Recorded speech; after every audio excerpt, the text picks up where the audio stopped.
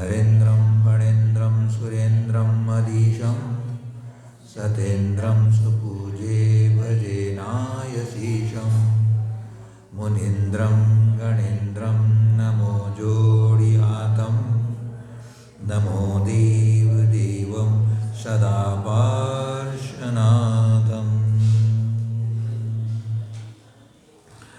बोली श्री अनंतानंद सिद्ध परमेष्टि भगवान की, श्री 2400 तीर्थंकर भगवान की, श्री पंच परमेष्टि भगवान की, देवादिदेव एकजराट श्री आदिनाथ भगवान की, देवादिदेव एकजराट श्री पार्श्वनाथ भगवान की, देवादिदेव एकजराट श्री कमलवल्ली नेमिनाथ भगवान की, अनेकांत शालवादमयी दिनवाणी मातेश्वरी की जय।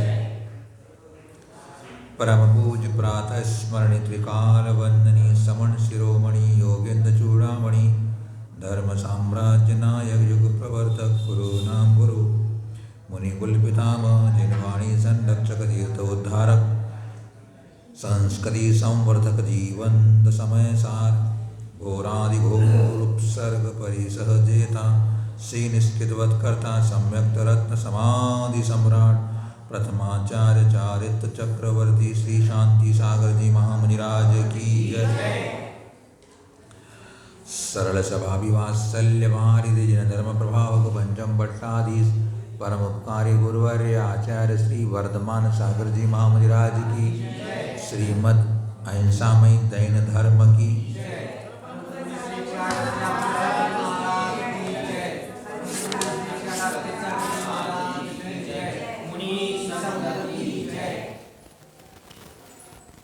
आत्मानुरागी भव्य आत्माओं। हाँ, तज्जयति परम ज्योति समं समस्तैरनंत पर्यायै दर्पणतल इव सकला प्रतिफलति पदार्थ मालिका यत्र।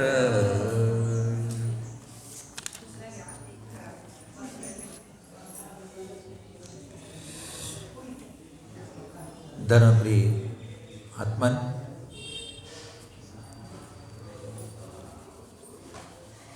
पिछले कई समय से अपने यहाँ सब बैठ करके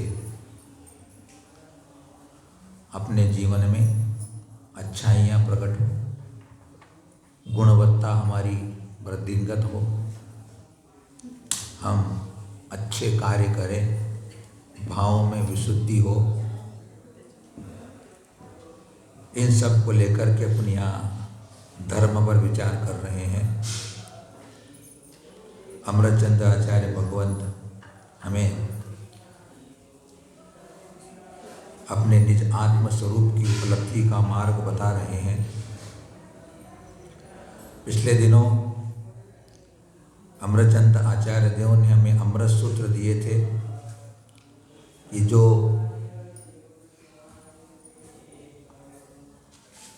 मध्य मांस मधु और पंच उदंबर फलों का त्याग करता है, वही शुद्ध बुद्धि जिन धर्म की देशना को श्रवण करने का पात्र होता है। शुद्ध बुद्धि ही अपने आत्महित के मार्ग को सुनने की रुचि रखेगा, उसमें उसका उत्साह रहेगा और वो उसे ग्रहण भी कर सकेगा। भी बताया था कि अहिंसा रूप धर्म को सुनकर के भी अगर तुम स्थावर जीवों का घात करने का त्याग नहीं कर सकते हो तो तुम्हें जीवों का घात नहीं कर सकते हो, उल्टा हो जाए स्थावर का घात नहीं कर सकते।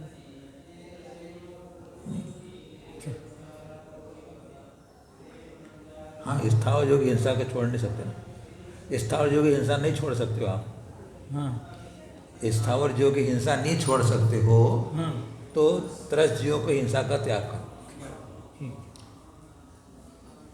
तो अपने को कहा था कि अगर तुम त्रस्त हिंसा को तो आपको छोड़ ही देना चाहिए। फिर बताया था कि वह त्याग जो होता है वह सामान्य रूप से भी होता है और विशेष रूप से भी होता है। सामान्य का मतलब कहा था कि कृत कारित अनुमोदना और मन वचन काय, इन 9 कोटि से अपन को त्याग करने का मार्ग बताया है। और औत्सर्गिक मार्ग था, विशेष मार्ग था कि उसमें अनेक प्रकार के विकल्प होते हैं, अनेक प्रकार से हम पापों का त्याग कर सकते हैं। गृहस्थ जीवन में 9 कोटि से त्याग का पूर्ण रूप से पालन अच्छी तरह से नहीं हो सकता है, इसलिए अपनी अपनी शक्ति सामर्थ्य के अनुसार पापों से विरक्त होने का अपना भाव बनाना चाहिए। फिर कहा था कि संपन्न योग विषयाणाम, अर्थात इंद्रिय विषयों को जो न्यायपूर्वक सेवन करने वाला है तो वह तरस हिंसा के त्याग करने के बाद भी हिंसा, स्थावर हिंसा का वह त्याग नहीं कर पा रहा है, नहीं करता है, तो भी उसमें जो अप्रयोजनीभूत स्थावर जीवों की हिंसा है उसको न करे, यह मार्ग भी अपने को बताया था। आज अपन 78 नंबर की 78 नंबर की अमृत सूत्र पर विचार करेंगे कि हमें आज क्या सूत्र दे रहे हैं अमृतचंद आचार्य भगवंत। अमृतत्व हेतु भूतम परमहिंसा रसायनम लब्ध्वा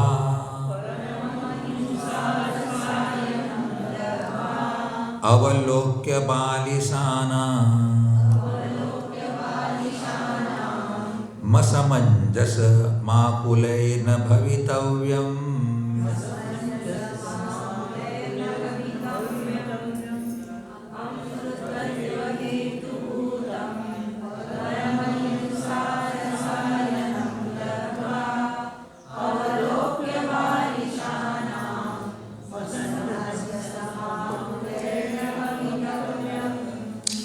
अमृतत्व हेतुभूतम, अमृतत्व कहते हैं कि जहाँ मरण नहीं होता। अमृत का मतलब है मरण नहीं होना है, अर्थात मरण जहाँ नहीं होता है वो कौन सा है? मोक्ष। तो मोक्ष के कारणभूत, हेतुभूत यानी कारणभूत, मोक्ष के कारणभूत परम माने उत्कृष्ट अहिंसा रसायनम लब्ध्वा, अहिंसा रूप रसायन को पाकर बालिशानाम, बालिश नाम कहते हैं जो बाल यानी अज्ञानी जन हैं, अज्ञानी जीवों के असमंजसम, असमंजस का मतलब होता है अयोग्य अथवा जो प्रतिकूल वर्ताओं को अवलोक्य देखकर आकुलई न भवितव्यम, व्याकुल नहीं होना चाहिए। अपने को अहिंसा धर्म का स्वरूप बताया जा रहा है, तो उस अहिंसा धर्म में लीन रहने के लिए हमें दृढ़ करने के लिए प्रेरणा दे रहे हैं कि जो मोक्ष का कारणभूत उत्कृष्ट अहिंसा है, और वो कैसा है? उत्कृष्ट अहिंसा रूप रसायन को पाकर के जो अज्ञानी जन है, मिथ्या दृष्टि जीव है, उनका जो अयोग्य और प्रतिकूल बर्ताव को देख करके अपने को, उस अहिंसा के पालन करने वाले को व्याकुल नहीं होना चाहिए। कैसा व्याकुल नहीं होना चाहिए उसकी अपन चर्चा करेंगे। तो यहाँ पर अपने को सबसे पहले विचार ये करना है बैठ करके कि यहाँ आचार्य अमृतचंद देव हमें सूत्र दे रहे हैं कि मोक्ष का कारणभूत उत्कृष्ट अहिंसा है। बोले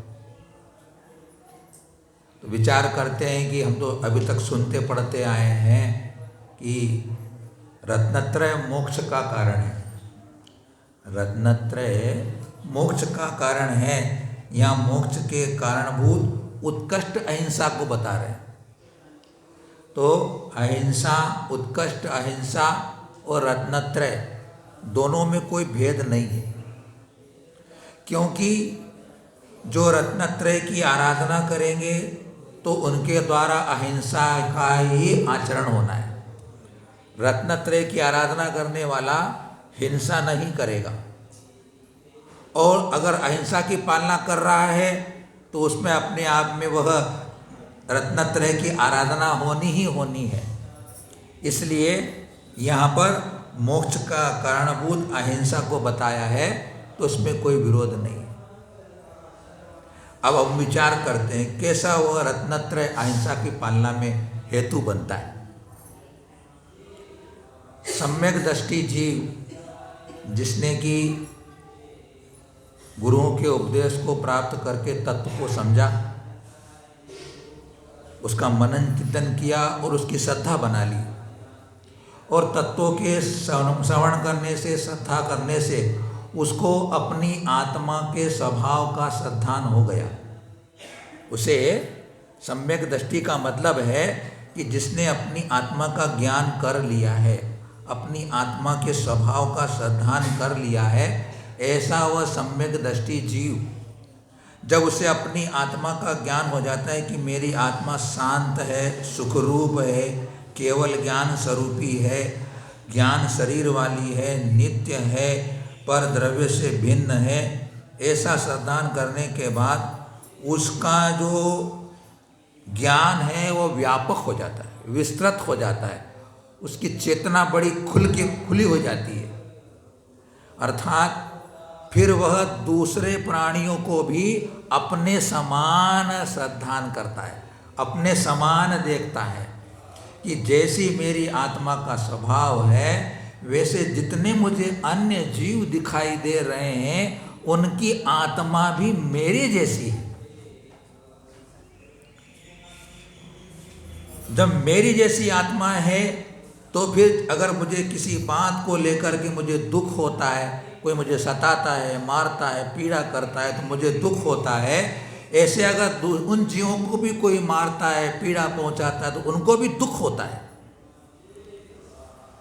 तो वह सम्यक दृष्टि जीव उन दूसरे जीवों के दुख को देख करके विचार करता है कि भावी होने वाली सिद्ध आत्माओं को ये लोग क्यों सता रहे हैं। कितना विराट उसका चिंतन हो जाता है महानुभाव। इसलिए सम्यक दर्शन के परिणाम को बड़ा महान कहा गया है। कितना विशाल हृदय हो गया कि वह प्रत्येक प्राणी में भावी सिद्ध को देखता है। कितनी बड़ी बात हो जाती बंधु, देखो आप, वह पर्याय दृष्टि से द्रव्य दृष्टि पर भी अपना उपयोग ले जाता है। सामने पर्याय दिखने पर भी उसको द्रव्य दृष्टि से उसके अंदर शुद्ध द्रव्यार्थिक नय से भगवती आत्मा भी दिखाई देती है। तभी तो वह समदृष्टि होता है। सम्यक दृष्टि समदृष्टि कब होता है? जब सम्य समानता के दर्शन करता है तब वह समदृष्टि हो जाता है। तो दूसरे के दुख में वह दुखी होता है, क्योंकि अहिंसा की चर्चा चल रही ना। तो जिसके अंदर इतनी करुणा का झरना बह रहा है कि दूसरे के दुख को अपना दुख समझ रहा है, तो फिर वो दूसरे के जीवों की विराधना करने का अंदर भाव कैसे लाएगा? तो सम्यक दर्शन की आराधना में अहिंसा की आराधना हुई कि नहीं हुई?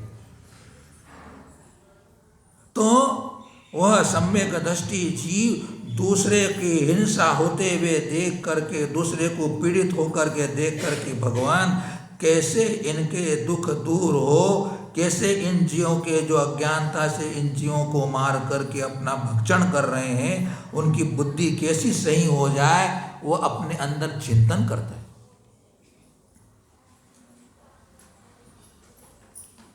तीन तरह के संसार में प्राणी होते हैं। एक तो ऐसे होते हैं जो कि अपने दुख से दुखी होते हैं।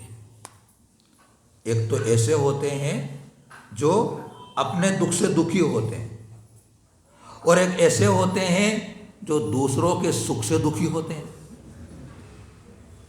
कुछ ऐसे होते हैं जो दूसरों के सुख से दुखी होते हैं, तो इनकी तो संख्या में कोई ज़्यादा बात नहीं, बहुत मिल जाएंगे अपने को। लेकिन दूसरे के दुख में अपने को दुखी समझने वाले बहुत ही दुर्लभ और बिरले होते हैं। तो किताब में पढ़ा मैंने कि भैया अगर कोई ऐसे जीव मिल जाए जो कि दूसरे के दुख में दुखी हो रहे हो, तो उनके पाँव को छू लेना, उनके पाँव को छू लेना जो दूसरे के दुख में दुखी होते हो।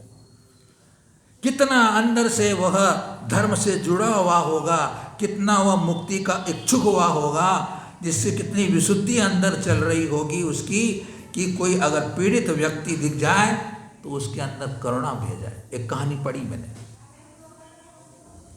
एक शिष्य गुरुजी के पास जाता है, गुरुजी मेरे को शास्त्र पढ़ने के लिए, ज्ञान अर्जन करने के लिए मुझे किताबें दो जिससे कि मुझे शांति मिले, मेरे को शांति मिले, सुकून मिले, मेरे को ऐसी किताब दो।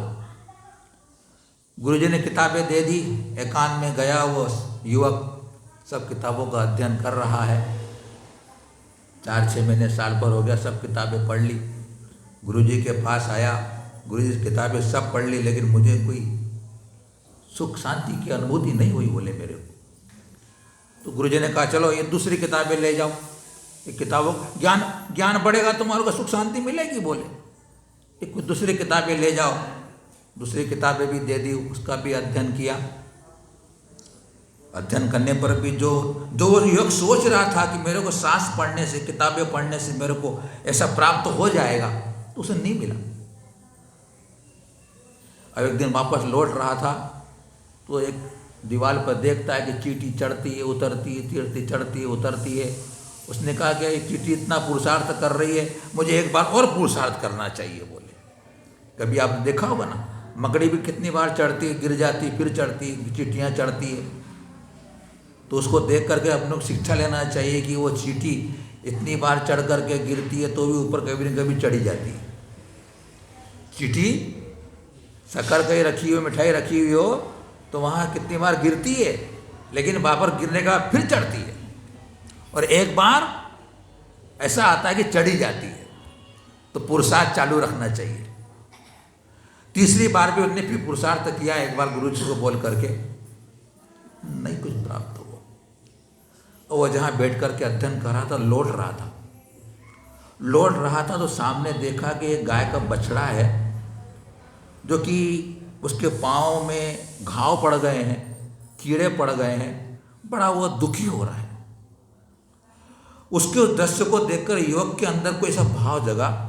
उसने अपने जेब में से एक कोमल सा रुमाल निकाला, पास कोई पानी का तालाब भरा हुआ था, उस पानी के अंदर उसको भिगाया, और आसपास पत्तियां थी वृक्ष की, उस पत्ती के रस को निकाला, उस कपड़े के ऊपर उस पत्ती के रस को डाल करके उस बछड़े के जो घाव हो गए थे पाँव में, उसको सहलाया, उसको साफ किया। साफ करने के बाद जब उस बछड़े ने उस साफ करने वाले युवक को अपनी आंखों से देखा, तो उसकी आंखों में उस युवक को कृतज्ञता दिखी, उसको आभार दिखा, धन्यवाद दिखा। उसकी आंखों में, उसके अंदर एक अच्छा सा सुकून दिखा उस युवक को। उस बछड़े की उस दृष्टि को देख करके उस समय उस युवक को जो शांति मिली, उसको इतना सुकून मिला कि इसके मेरे इतने सत्कर्म करने से उसको कितना शांति और सुख मिल रहा है। तो बोले कि शास्त्रों का सार तो यही है, बोले शास्त्रों का सार तो यही है। वो गुरुजी के पास जाता है, गुरुजी आपकी किताबें संभालो, मुझे किताबें में जो नहीं मिला, आज मेरे को बछड़े ने सिखा दिया मेरे को। गुरुजी, किसी व्यक्ति को अगर दुखी देखो और उसका तू दुख दूर कर दे तो तुझे सुख मिलता है, वही ज्ञान का सार है, बोले वही ज्ञान का सार है। तो सम्यक दृष्टि ऐसे जीव होते हैं तो दूसरे के दुख में अपना दुख मानते हैं।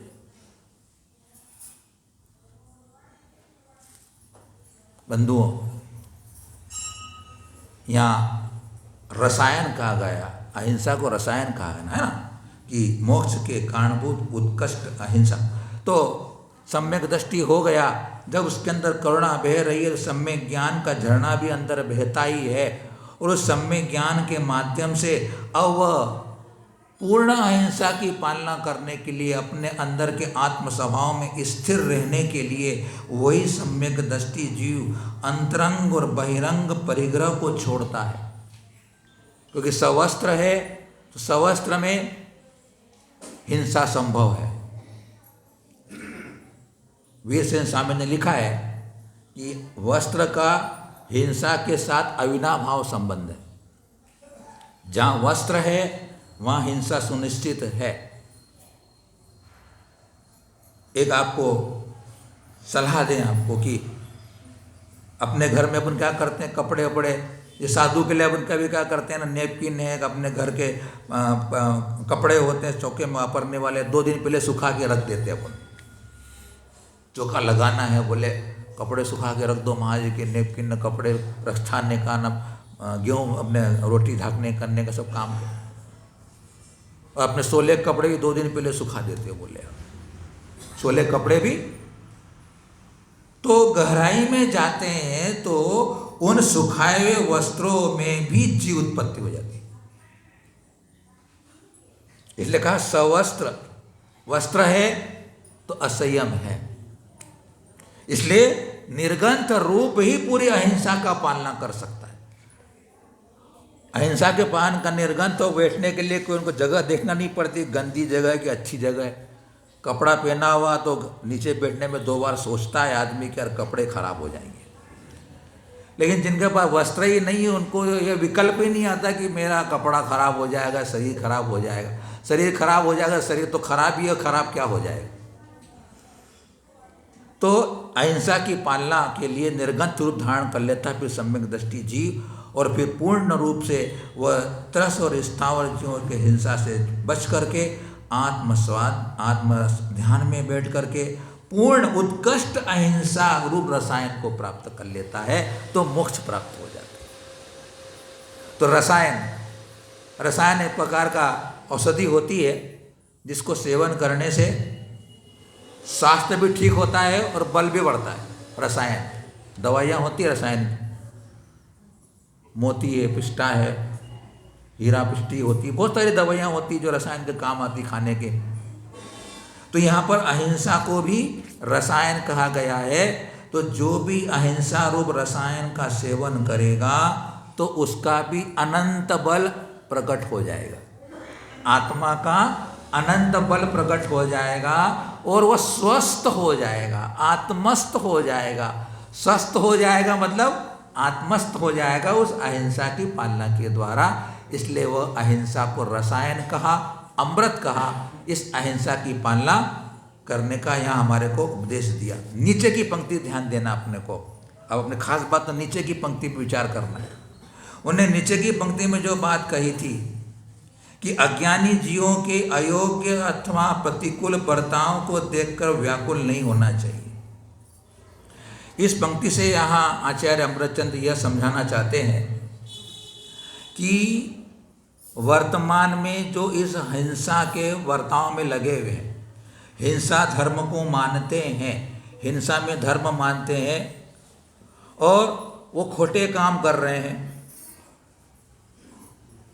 पाप के काम कर रहे होते हैं, लेकिन वे स्वस्थ हैं, निरोगी है, बलवान है, घर संपत्ति बढ़िया है, ऊंचे ऊंचे पदों पर बैठे हुए हैं। तो तू अहिंसा के मानने वाला अपना मन खराब मत कर लेना। लिखा ना, व्याकुल मत होना। व्याकुल नहीं होने का क्या कहना चाहते हैं कि उस हिंसा के मार्ग में प्रवृत्त होते हुए उन जीवों के वर्तमान के जीवन को देख करके तू अपने अहिंसा धर्म के प्रति अश्रद्धा मत बना लेना।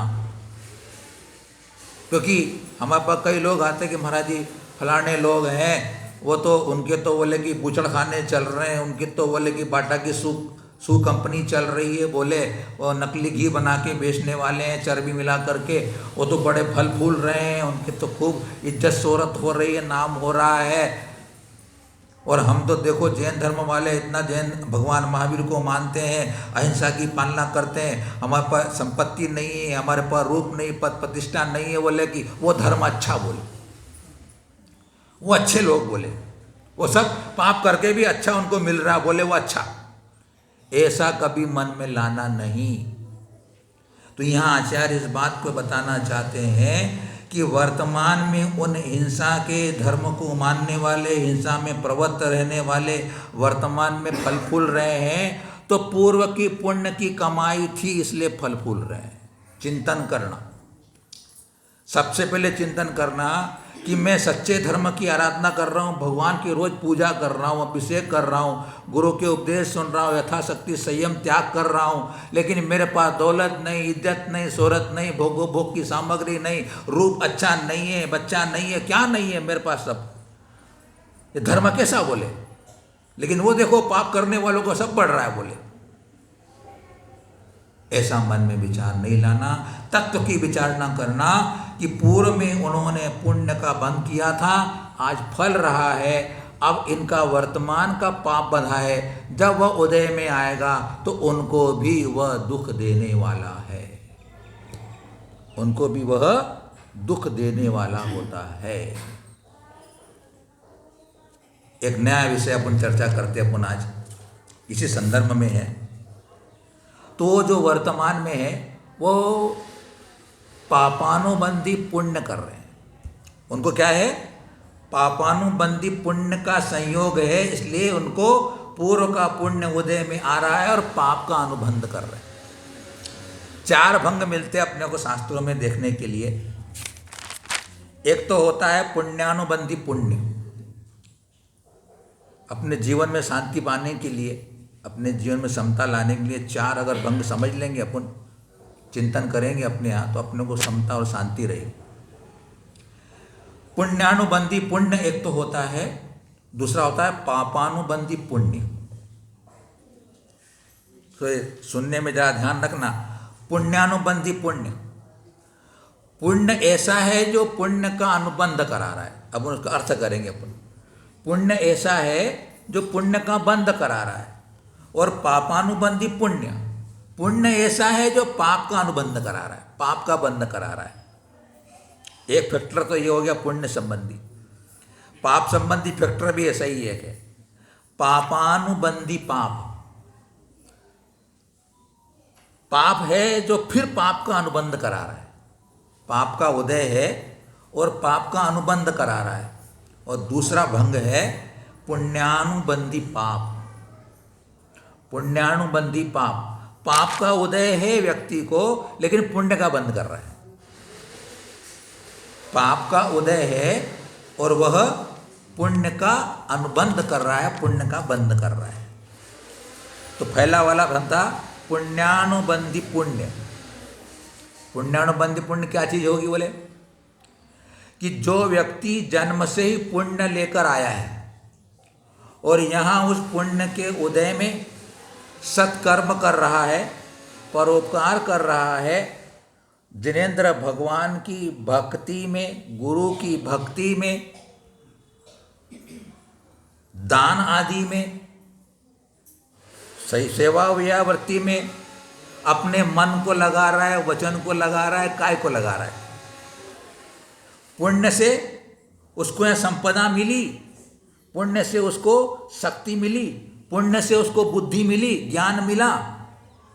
उस बुद्धि को, शरीर की शक्ति को, धन को वह परोपकार में लगा रहा है, धर्म में लगा रहा है, तो उसको बंधने वाला पुण्य पुण्यानुबंधी पुण्य है, और वह पुण्य आगे उसको उत्कृष्टता के मार्ग पर ले जाने वाला होगा।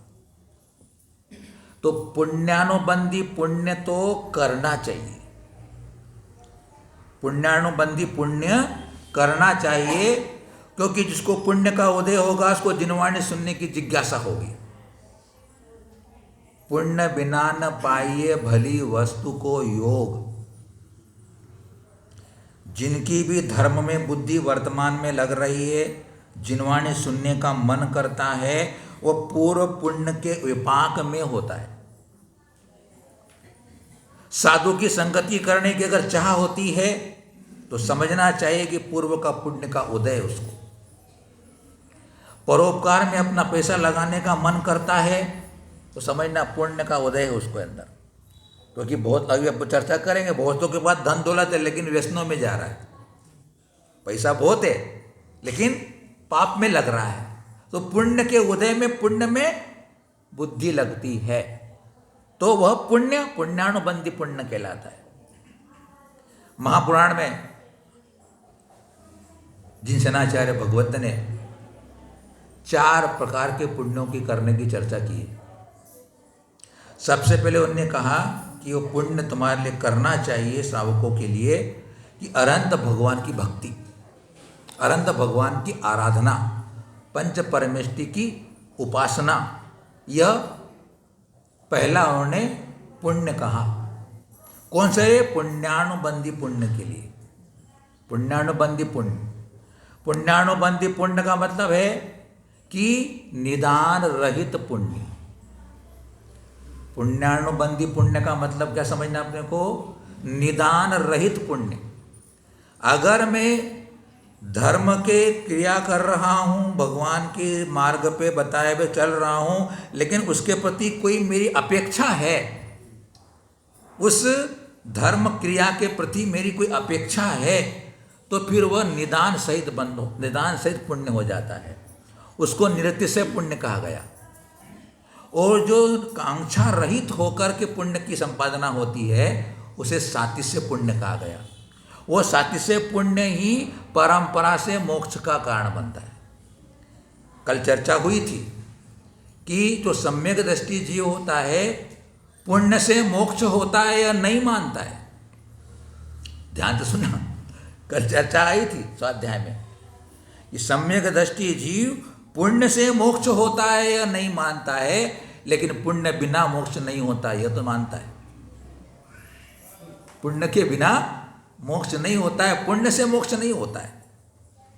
तो निरतिशय पुण्य, सातिशय पुण्य, सातिशय पुण्य निदान रहित पुण्य है, वह परंपरा से मोक्ष ले जाने वाला है। भाव संग्रह के अंदर देवसेना आचार्य ने स्पष्ट लिखा है कि सम्यक दृष्टि का पुण्य परंपरा से मोक्ष का कारण है। तो दूसरा अब पुण्य का काम बताया महापुराण के अंदर कि तुम 4 प्रकार का दान गुरुओं के लिए दो। 4 प्रकार का दान देना सातिशय पुण्य है, ये दूसरे नंबर की श्रेणी का पुण्य है। तीसरे नंबर का श्रेणी का पुण्य बताया कि व्रतों को धारण करो, व्रतों को धारण करो, तीसरे नंबर का पुण्य है। व्रत से बंद होता है ये मत समझना, व्रत से बंद तो होता ही लेकिन निजरा भी होती, मोक्ष भी होता है बंद से। और बहुत से लोग व्रत को बंद का कारण कहते हैं, व्रत बंद का कारण होते हुए भी निजरा का कारण होता है। तीसरे नंबर का कोटि में रखा है पुण्य को, व्रत से पुण्य होता है। एक और बात बता दें आपको, हम कर्णावत दीपक का स्वाध्याय चलता है दोपहर को हमारे यहाँ, तो उसमें तिल्लोपण्णति की एक बात आई कि भोग भूमि में किन जीवों की उत्पत्ति होती है। भोग भूमि में किन जीवों की उत्पत्ति, भोग भूमि में कौन जाते हैं बोले, तो सबसे पहले उन्होंने कहा कि मिथ्यात्व के साथ, यानी अपने को मिथ्या यानी कि बता रहा हूँ कौन जाते हैं, तो आप लोगों को एक महिमा नजर आएगी कि मिथ्यात्व के साथ अगर आपने अनंत भक्ति कर ली है, मिथ्यात्व के साथ अनंत भक्ति कर ली है तो आपको भोग भूमि मिलेगी।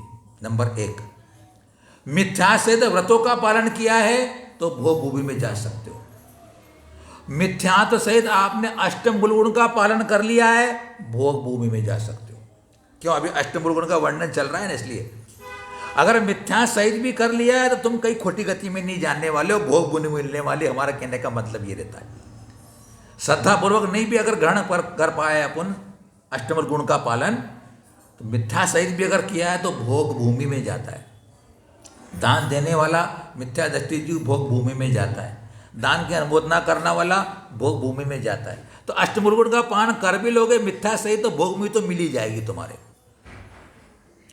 तो व्रत का पालन करने वाला, व्रत का पालन करना तीसरे नंबर का पुण्य। रात्रि भोजन का व्रत लिया है तो भी व्रत तुमको पुण्य का बंध कराने वाला है। रात्रि भोजन का त्याग किया आप लोगों ने।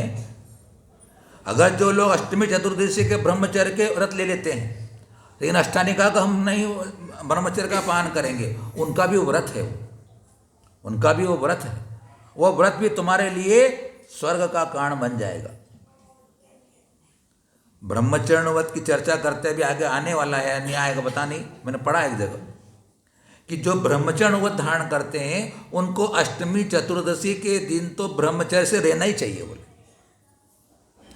अष्टमी चतुर्दशी के दिन ब्रह्मचर्य से तो रहना ही चाहिए, उनके लिए कह दिया गया। तो आपका वह स्वदा संतोष के साथ अणुव्रत का पालन हो रहा है, ब्रह्मचर्य अणुव्रत का पालन हो रहा है। और वो आपका ब्रह्मचर्य का अणुव्रत का एक व्रत का पालन, जब विचार करना अपने को ये है कि एक चांडाल सिर्फ चतुर्दशी के दिन हिंसा का त्याग करता है तो देवों के द्वारा सम्मान को प्राप्त हो जाता है। तो अपन तो सज्जन लोग हैं, अच्छे लोग हैं, अपन तो चांडाल जाति के नहीं हैं, उच्च कुलीन अपन लोग हैं। तो इतनी सामर्थ्य हमारे में है कि अष्टमी चतुर्दशी पर्व के दिनों में हम संयम को बरतें। हम एक दिन चर्चा करना भूल गए आपसे कि अष्टमी चतुर्दशी के हम साबुन नहीं लगाएंगे, ये भी तो कर सकते हैं अपन। अपन ने पढ़ा है कि मेरे नहाने के पानी से, कपड़े धोने के साबुन के पानी से नाली में पानी जाता है तो जीवों को पीड़ा होती है ना, जीवों को पीड़ा होती है। तो अष्टमी चतुर्दशी के दिन मैं साबुन नहीं लगाऊंगा, नहीं कर सकते क्या अपन? अष्टमी चतुर्दशी के दिन मैं साबुन नहीं लगाऊंगा तो आपका उस दिन का व्रत हो जाएगा। अपनों को बुलाया है कि मन वचन काय कर्त करनी अनुमोदना, अनेक प्रकार का तुम्हारा व्रत है, गृहस्थी के लिए अनेक प्रकार का है, तो ये काम कर लो अपन।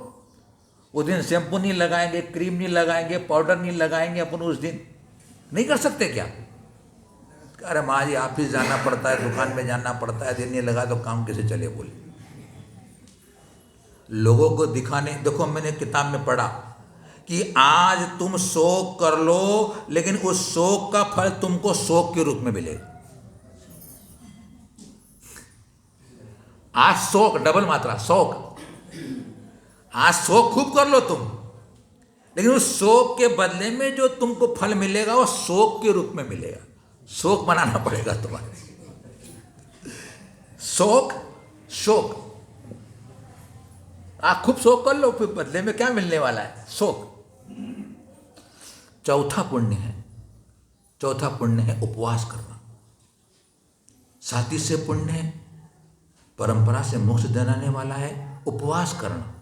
उपवास का मतलब क्या होता है? उपवास, आत्मा के समीप पे रहने को उपवास कहते हैं।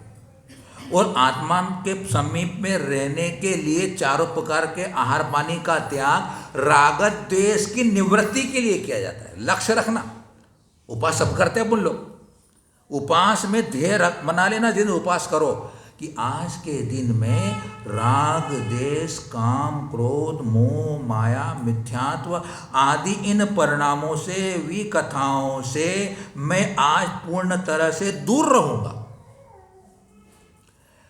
पेट का उपवास के साथ अंतरंग के विकार भावों का उपवास भी करना, अंतरंग के विकार भावों का उपवास भी करना जरूरी होता है। तो वो उपवास साथी से पुण्य का कारण बन जाता है। हम जिस दिन उपवास करते हैं हमारे कमंडल का भी उपवास रहता है?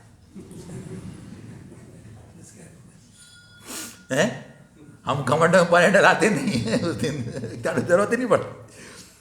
तो बात समझ ली ना अपन ने, उपवास भी क्या है? राग, हमने चारों प्रकार के आहार का त्याग क्यों किया?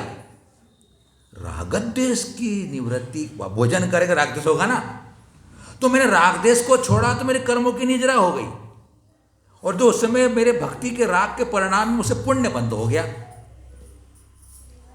देख लो, आप उपवास करने से कर्म की निजरा भी हो गई, शुभ भाव से पुण्य बंद भी हो गया। इसलिए चार पुण्य, पुण्यानुबंधी पुण्य करना चाहिए अपने को अपनी शक्ति सामर्थ्य के साथ। अगर अष्टमी चतुर्दशी का जो उपवास नहीं कर सकते, एक आसन करो, एक आसन करो। शाम को दूध पानी नहीं पीना, हाँ, नहीं तो वो बोलते हैं महाराज की दूध पानी की छूट।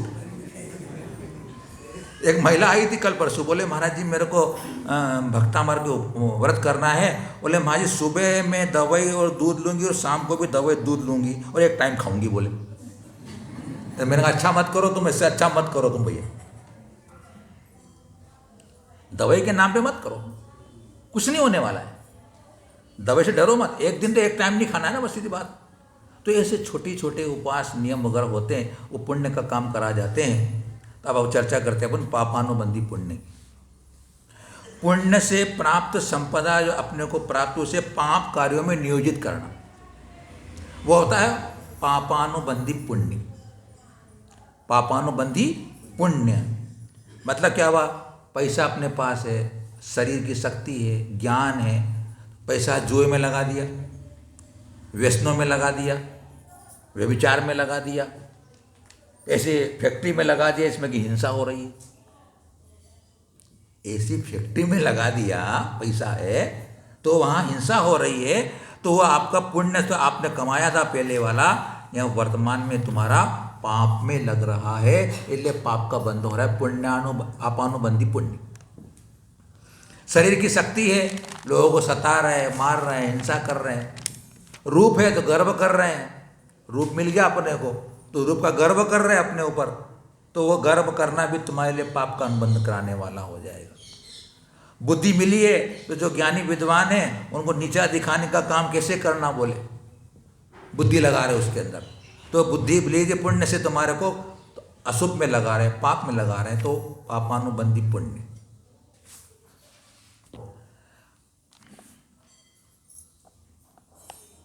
चोरी, काला बाजारी आदि में अपने उस बुद्धि का उपयोग करते हैं, तो वो सब भी पापानुबंधी पुण्य का काम बनता है। अब पापानुबंधी पाप, पिछले जन्म में पाप कर्म किए, उसका फल इस जन्म में दुख रूप में मिल रहा है।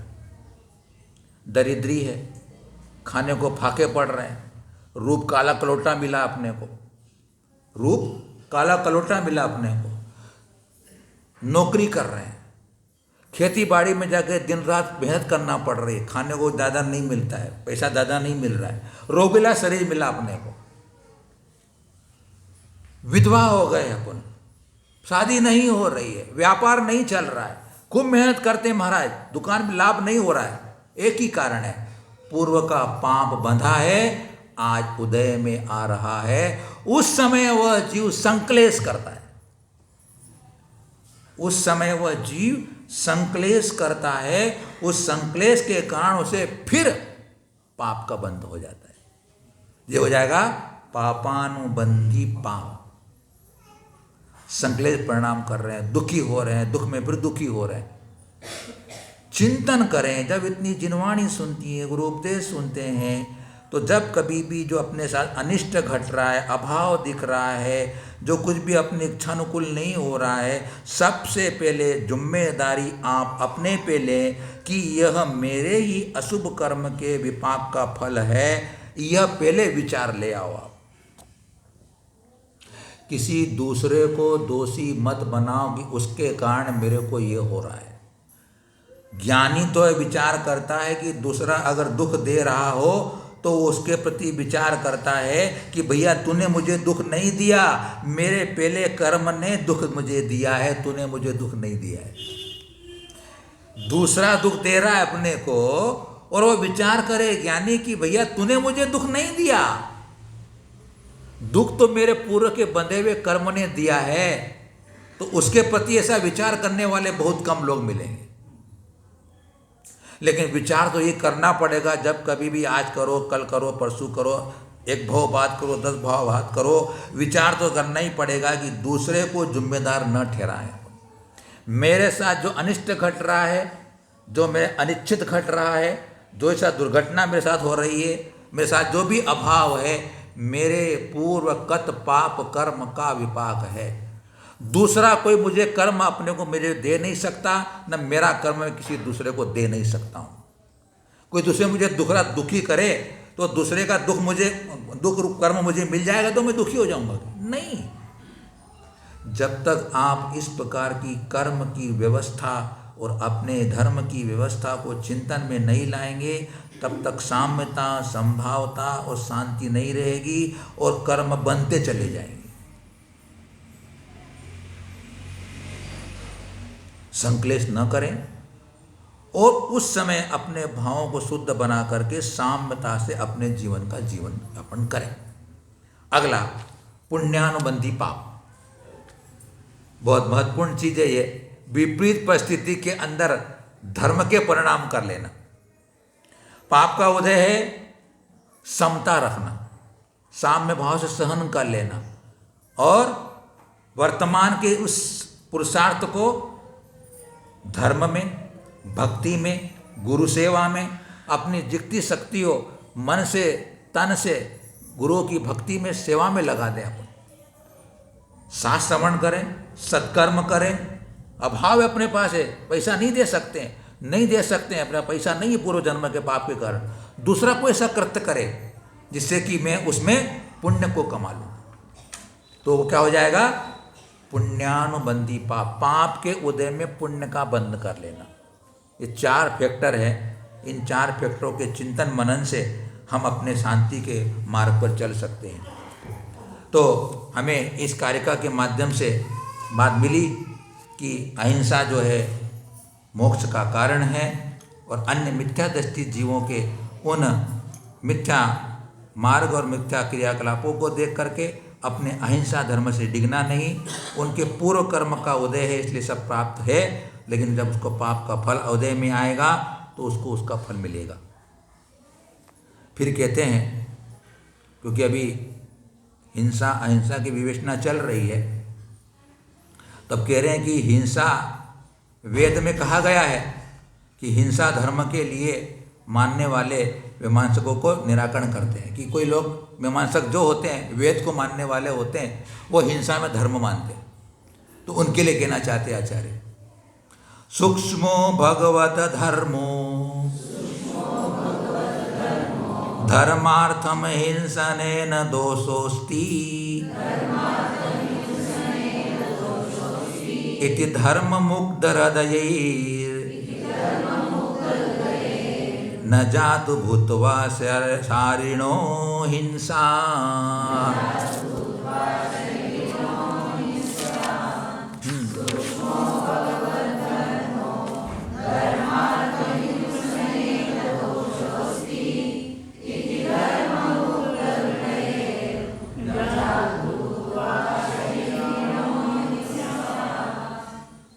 वैदिक धर्म में आप सब जानते भी हैं, उसके बारे में सुना भी आप लोगों ने। वैदिक धर्म में हिंसा को धर्म माना है, लेकिन उन्हीं के ग्रंथों में, उन्हीं के शास्त्रों में पूर्वापर विरोध भी है। कहीं कहीं वो अपने व्याख्यानों में हिंसा करने वालों को दोषी भी बताते हैं, हिंसा करने वालों को पापी भी बताते हैं। लेकिन उनका यज्ञों के अंदर जो पशुओं की बलि आदि दी जाती है उसको वो धर्म बताते हैं ना। तो उसी बात को लेकर के यहाँ अमरचंद आचार्य देव, जो अन्य दार्शनिक लोग हिंसा में धर्म मानते हैं, उन्हें खंडन करेंगे। 10-5 कारिकाओं में वो खंडन करेंगे, कहाँ कहाँ लोग हिंसा में धर्म मानते हैं, उनका वो मानना ठीक नहीं है। तो यहाँ कहना चाहते हैं कि भगवत धर्मो सूक्ष्म, ईश्वर का या भगवान का धर्म बहुत सूक्ष्म है बोले, और वह धर्मार्थम हिंसने न दोष अस्ति, बोले कि धर्म के लिए हिंसा करने में दोष नहीं है बोले। भगवान के द्वारा कहा हुआ धर्म बहुत सूक्ष्म है बोले, और वो सूक्ष्म धर्म के अंतर्गत अगर हिंसा की जाती है उसके लिए तो उसमें दोष नहीं है, ऐसा वो कहते हैं। उन क्या कहा जाता है, इति, इस प्रकार धर्म मुक्त हृदय, धर्म में जो मूढ़ बुद्धि वाले हैं वो भूतवा हो करके जातुम सारिणीम न हिंसा, वह कभी प्राणियों की हिंसा नहीं करे। भगवान के द्वारा, भगवान उनके ईश्वर, अपना भगवान की बात नहीं है, उनके ईश्वर की बात चल रही है। उनके यहाँ ईश्वर ने कहा कि धर्म बहुत सूक्ष्म है और धर्म के लिए हिंसा करने में कोई दोष नहीं है, ऐसा उनके शास्त्रों में लिखा है। तो ऐसा सुन करके या पढ़ करके तुम भी कभी धर्म के लिए हिंसा मत कर लेना, धर्म के नाम पर हिंसा मत करना, इस बात को यहाँ पर बताया जा रहा है। अपन थोड़ा सामान्य दृष्टि से विचार भी करें, ऐसा कौन सा धर्म होगा जो दूसरों को मार करके, पीड़ा पहुंचा करके, हत्या करके धर्म मानता होगा। लेकिन वो अपने स्वार्थ बुद्धि के लिए, अपने स्वार्थ खाने पीने की लालसा के पीछे ऐसा प्रतिपादन कर दिया जाता है और वह हिंसा में धर्म बता करके ब्राह्मण लोग जो होते हैं ना क्या करते, बोले देवताओं को खिलाओ, पितरों को खिलाओ, यज्ञों में करो, इनकी उत्पत्ति बोले इनके लिए ही हुई है। बोले क्या बोलते हैं उनके धर्मों में कि इन प्राणियों की उत्पत्ति इस काम के लिए, धर्म काम के लिए, इनको मार करके ये धर्म करने के लिए हुई है, ये सब स्वर्ग में जाएंगे। बोले इन पशुओं को जब मारेंगे यज्ञों में तो ये स्वर्ग में जाने वाले, तुमको पाप नहीं लगेगा। बोले ऐसा वो उपदेश देते। तो विचार करना है कि आल बाल गोपाल भी समझता है कि किसी को मारना हिंसा है, पाप है। उस पाप से कहाँ स्वर्ग मिल सकता है? क्या नहीं मिल सकता है। लेकिन उन वेदों की ऋचाओं में इस प्रकार के कथन आ जाते हैं और अज्ञानी मूढ़ लोग भी होते हैं, वो उस धर्म में प्रवर्तन करने लग जाते हैं। जबकि पूज्यपाद स्वामी भगवान महावीर स्वामी की स्तुति करते हुए कहते हैं, धर्म सर्व सुखा करो हित करो, धर्मं बुधाश्चिन्वते, धर्मेणैव समाप्यते शिव सुखम, धर्माय तस्मै नमः, धर्म नास्त पर सुहृद भवभृतां, धर्मस्य मूलं दया, धर्मे चित्तमहं दधे प्रतिदिनं, हे धर्म मां पालय। पहला वाक्य लिख रहे हैं, धर्म सर्व सुखा करो हित करो। धर्म तो वह है जो सबको सुखी करने वाला है। धर्म सर्व सुखा करो हित करो, हित करने वाला है। अब बताओ, जिस धर्म में दूसरे को पीड़ा होती हो, दुख होता हो, वह धर्म कैसे हो सकता है? नहीं हो सकता है। इसलिए धर्म तो वह है सभी प्राणियों को सुखी करने वाला। धर्म सर्व सुखा करो हित करो, धर्मम बुधाश्चिन्वते। तो बुद्धिजन होते हैं, ज्ञानी जन होते हैं, वो धर्म का चिंतन करते हैं। और धर्मा नास्त पर स्रोत भवभृताम, धर्म के समान दूसरा कोई मित्र नहीं है और धर्म से ही शिव सुख की प्राप्ति होती है। उस धर्म को मैं प्रणाम करता हूँ, उस धर्म की मैं आराधना करता हूँ। ऐसे पूज्यपाद स्वामी भगवान महावीर की स्तुति करते हुए कहते हैं। तो यहाँ कैसे भी वेदों में कोई भी कथन आया हो, हिंसा में धर्म नहीं है। मुझे भगवान महावीर और तीर्थंकरों के द्वारा अहिंसा रूप धर्म की ही आराधना करना है। उसी में श्रद्धा रख करके अपने को अहिंसा की पालना करते हुए जीवन को धन्य बनाना है। इन्हीं मंगल भावनाओं के साथ गुरुवर आचार्य श्री वर्धमान सागर जी महाराज की जय। सबको क्षमा, सबसे क्षमा।